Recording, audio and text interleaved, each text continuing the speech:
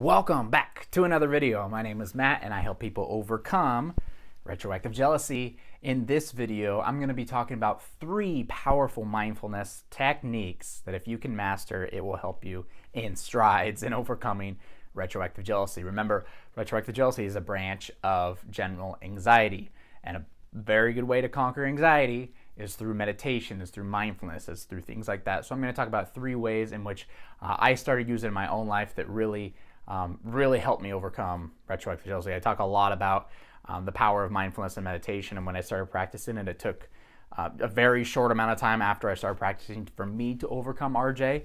So I know it will definitely work for you as it has worked for hundreds of others that I've worked with. So we'll jump into that in just a second. Before we do though, if you could take a moment and smash the like button so we can get this video out to more people that need to see it. I'd greatly appreciate it. And a lot of the stuff you're going to hear in this video comes from one of my courses. It's the 1-week Mind Retreat Retroactive Jealousy program. It's going to teach you about mindfulness, meditation. I'm going to have videos from some pros out there too that I throw in there, videos from me, activities. There's a lot of content in this course. It's very powerful. The members that are a part of it already have just received some awesome feedback. So if you're interested in learning more in this course, if you like what you hear in this video, I'll leave all the information in the links in the description below. Of course, I also have a couple other courses, so if you want to bundle them all together, that option's also available for you. I think they'll be super helpful for you in your journey in overcoming retroactive jealousy. So this idea of mindfulness, 3 mindfulness practices to overcome RJ. So with mindfulness, basically, mindfulness is kind of a silly name for it because when we're being mindful, we're actually not being mindful because we're out of our mind. So it's almost, it's a weird, I think it's like a mistranslation is what they always say, because mindfulness should mean like, you know, oh, we're in our mind, right? But it's not. Mindfulness means we're stepping out of our mind and more into the now, the present, because everything that's happening in here is either memory, right, of the past or anticipation of the future. Okay, we're never really here in this present moment, the actual only thing that matters, because this is right now. We're always playing around with memories of the past or anticipation of the future. And while we're doing that, we're missing out on life because life is happening right now.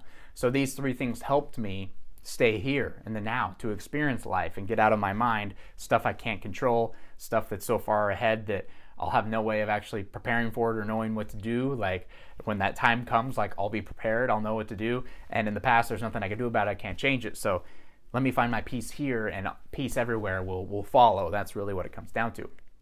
So the first one is just to simply focus on your breathing. Focus on your breathing. And Eckhart Tolle has a really big quote on this, and I don't remember the exact words, but basically he says, every chance you can, focus on your breathing. And when you do that for, a few months, your life will transform. Okay, that's that simple. Because when you're focusing on your breath, you're taking yourself completely out of your mind. You're completely taking yourself out of the past, out of the future, and you're putting yourself here and now. There's no retroactive jealousy here, now, in the present. So the more we're focusing on the breath, the less we're focusing on these RJ thoughts, the less it's going to have a power over us. So just focusing on breathing. All we are ever doing is breathing. I always say that. That's the only thing we're ever doing, really, is breathing. Our heart's beating and we're breathing. That's it. Everything else, all this angst, everything, it's happening in here. And that was a big one when I would stop myself and I would say, when I'd be feeling a lot of angst in my mind and feeling a lot of stress, even after RJ, I still do this now, even after retroactive jealousy, feeling a lot of stress, I stop and I look at myself and I can feel my breath and I can feel my heart beating and I say, I'm here, I'm alive. So all this angst that I'm feeling, it's not happening here in the now. So I need to take myself out of my mind a little bit. Let me put my focus on my breathing, have that be my anchor. And so I just do. I almost tell myself, okay, I'm breathing in and now I'm breathing out. I'm breathing in and I'm breathing out. I'm breathing, and I'll say that to myself for hours at a time to focus on my breath.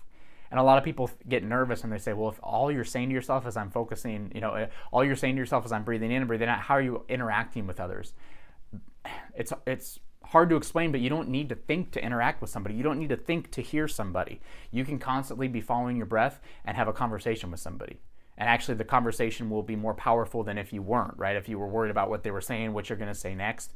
You're always ready, for what's next when you're focusing on the now. Like it just comes to you. There's no judgments or labels or anything. When you're in a conversation or when something's happening, when you're focusing just on your breath, you're stripped away of all that and you can naturally be you. So it's so powerful if you can just start focusing on your breath as much as you can. If you did nothing else but just focused on your breathing, okay, every time a thought would come up and you want to do the compulsive behavior, switch back and just say, let me focus on my breath. Yes, it's not going to feel good. Yes, you'll sit with some discomfort. But if you just continue to focus on the air going in your nostrils and out your nostrils, or in your mouth, out your mouth, whatever it is, focus on that breathing. You can even say those words. I know I'm breathing in, and now I'm breathing out. Now I'm breathing in, now I'm breathing out. Over and over and over again. That will lock you into the present moment. And you won't have to try very hard after a while. You really won't. Like after, a little bit of time practicing this will be automatic for you to start doing. So very, very powerful. Just start focusing on your breath. That is your anchor. All you are ever really doing is breathing, but we hardly ever notice that we are. So let's start noticing that we are, start noticing that we're alive, and the aliveness is happening here in the present moment. So the second one is focusing on the physical aspects. And that's just simply putting our attention on this, on our feeling. I'll do this, I'll kind of clap my hands together like this, and I'll just feel my hands touching. I'm placing myself on the present. I'm feeling those physical sensations. Those physical sensations are happening right now. That's what's very, very powerful. So I'm out of my mind. I'm now in my physical sensations. If I'm sitting down, like I'll focus on my butt in the chair. Like I'll focus on that feeling, or my arms and hands on the rest of the chair, like that feeling of it's almost like a leather handles there on the chair, and I can just kind of feel them, their kind of coolness against my skin. Whatever it is, putting yourself there. Driving, I feel my hands on the steering wheel, okay? I feel the leather of the steering wheel on my hands. That sort of idea goes a very, very long way, just taking yourself out of your mind and into the present. Again, it's not about rationalizing these thoughts, thinking these thoughts over, trying to be okay with them, trying to find the answers. The present moment, mindfulness, that is the answer to everything, okay? That is the answer, and I share that quote a lot. I share that in the course. Not knowing the answers will bring you all the answers. Basically, it'll give you everything that you need by just being present, being now. So if you did nothing else except focused on your breathing, focused on the physical sensations, that would give you all the answers you ever need, and you would overcome retroactive jealousy. So just being physical. As I stand here, I can feel my feet on the ground. I can feel my hands now. They're against my pant legs here. I can feel that. So just putting that focus on there. Even as you speak, feeling your teeth on your tongue, on your lips, whatever it is.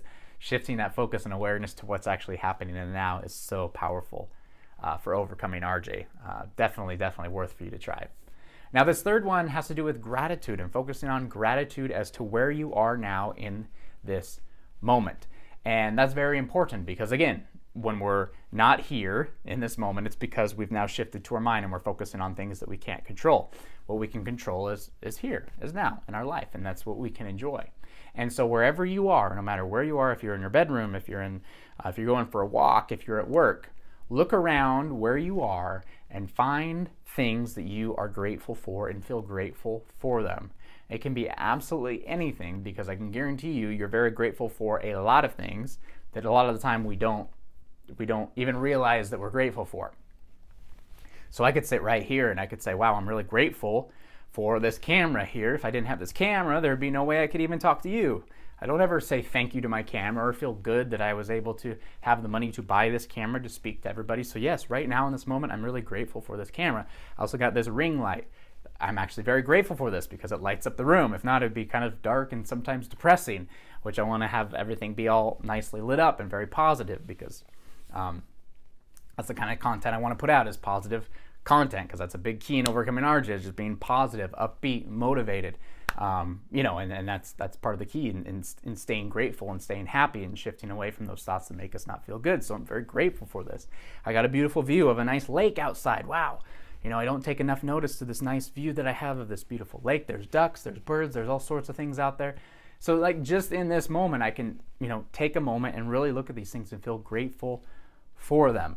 And it can, even if you're in a spot where there's nothing to feel grateful for, which I think that's a little hard or far-fetched, but you could even like look at your hands and be like, wow, I'm so grateful for my hands. Some people out there don't have hands. How often during the day do I grab something or do something with my hands? Probably 99.999% of the day you're using your hands. Have you ever just stopped to say thank you for having hands? I'm very grateful for you, hands. We don't do that enough, right? But doing that automatically shifts us into the now, into the present, because we're focused on the things that are, are in our control, which is being grateful for the stuff that we already have. So this is a really, really powerful exercise. Again, it takes us here into the now. It can be absolutely anywhere. You could be watching TV and just say, wow, I'm so grateful for this TV. I'm so grateful for this TV show, for this actor, this actress. They've entertained me for 10 years and whatever it is, but shifting into the now. What are you grateful for now? And really putting the emphasis on it can be very, very powerful. Because again, even 1 second away from our mind and into the present, that's 1 second. That's a victory for us. And the more seconds we spend out of our mind, the more it becomes a habit of being here. And then we're going to take away a lot of that anxiety. Our nervous system's going to calm down when we're not always in here. Remember, these retroactive jealousy thoughts, it's not the thoughts that bother us, it's the anxious response, that adrenaline response we get when the thought comes. And the more time we spend in the present, the less we feel that anxiety, the more the nervous system will calm, the less adrenaline our brain is going to flood into our system, and the less effect these thoughts are going to have over us. We're not going to be adrenaline charged or have that highly charged anxious response when these thoughts come. And a thought that has no anxious adrenaline charged response attached to it will just come and go. It won't even matter. You won't even think about it anymore. It's so incredibly powerful when this happens. It's so powerful. But I'm telling you, these mindfulness techniques work so well. Obviously, I'll throw in the bonus fourth is just general meditation. If you could just sit down for 15 minutes, 10 minutes a day and meditate, whether it's through like the Headspace app, which is I use, or something else, but 10 minutes of just peace, quiet meditation is life-changing. And I said that I started meditating at the end of August, very end of August of 2017, and about a month or so later, let's say, less than 60 days later, let's say, I don't remember the exact, but less than 60 days later, I was out of RJ.